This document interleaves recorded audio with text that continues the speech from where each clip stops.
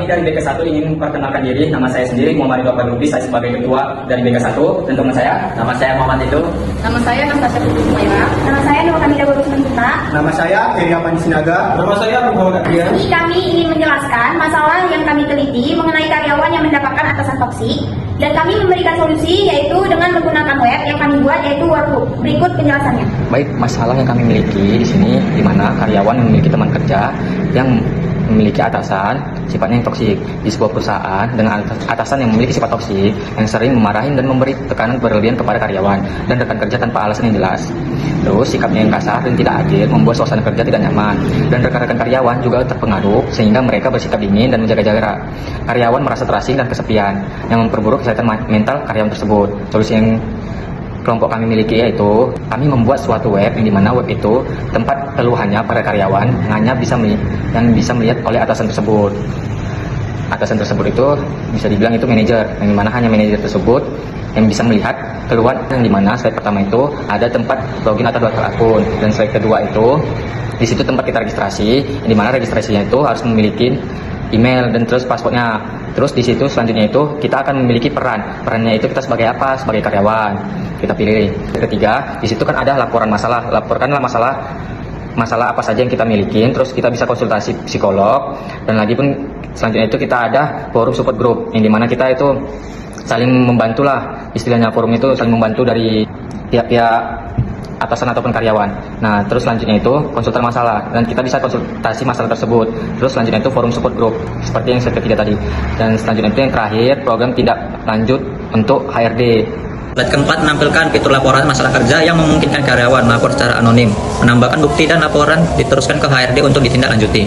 Slide kelima menunjukkan fitur konsultasi psikologi, di mana karyawan bisa memilih psikolog dan berkonsultasi lewat chat, video call, atau tulisan untuk membantu mengatasi stres dan burnout. Slide keenam yaitu forum support group dan aplikasi HRD Workbook, saling melengkapi dan menciptakan lingkungan kerja yang sehat dan positif.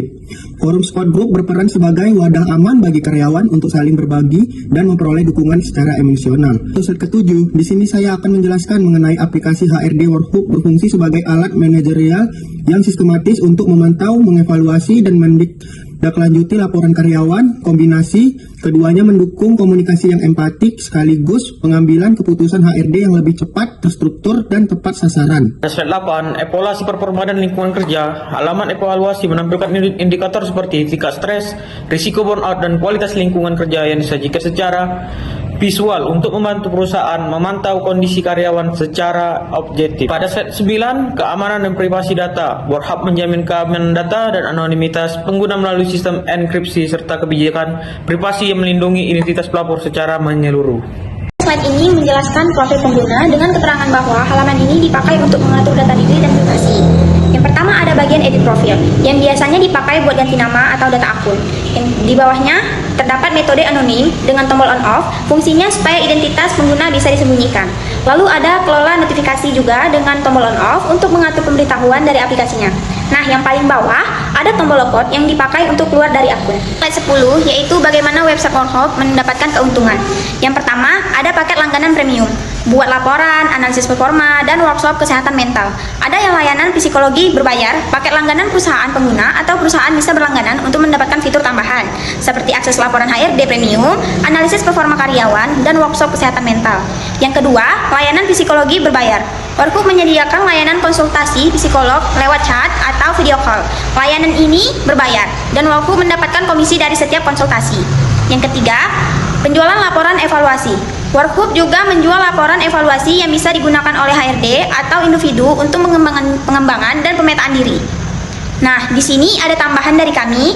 Kami menawarkan web ini kepada perusahaan menengah ke atas, yang dimana web ini dapat mengurangi stres dan beban kerja ataupun keluhan dari karyawan-karyawan untuk menciptakan lingkungan kerja yang lebih nyaman dan lebih sehat. Web ini berbayar, yang dimana web ini satu bulannya hanya Rp62.500 dan ada juga per tahunnya sebesar Rp650.000. Slide 12 yang berisi penjelasan singkat tentang tujuan dan arah Workbook. Di dalamnya ada beberapa bagian utama. Yang pertama itu ada misi, menjelaskan tujuan Workbook untuk menciptakan lingkungan kerja yang lebih sehat dan saling mendukung bagi semua karyawan.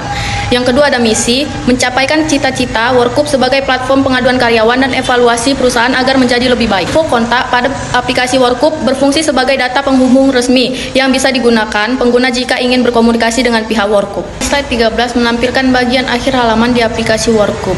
Di sini pengguna bisa akses informasi penting dengan cepat seperti bantuan dan aturan aplikasi serta mengikuti akun media sosial Workup untuk update terbaru. Baiklah, sekian penjelasan dari kami tentang web Workup. Semoga bermanfaat bagi pengguna web Workup kami. Jika berminat, hubungi kami. Dan jika yang tidak kurang paham dalam menggunakan aplikasi web ini, bisa hubungi nomor di bawah ini. Terima kasih. Bye-bye.